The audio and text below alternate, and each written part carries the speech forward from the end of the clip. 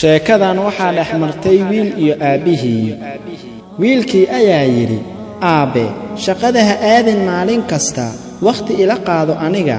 aabbihii ayaa yidhi, wiilkayga qaaliga ahaayow, haddii aanan shaqada aadin maalin kasta, yaa kuu soo iibinaya alaabo aad ku ciyaarto.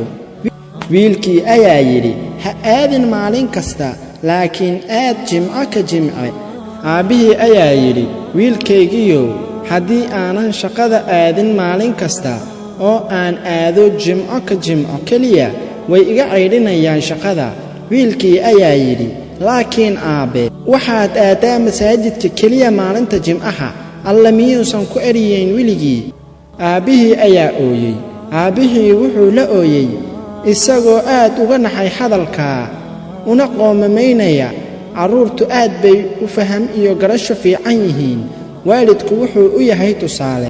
carruurta la joogana ay ka jecel yihiin hadiyad iyo alaabo loo soo iibiyo. salaadu waa camalka koowaad ee qofka muslimka ah laga rabo. waajibka 5 salaadood gudo, maalin kastana shaqayso, wakhti fiicanna la qaado qoyskaaga.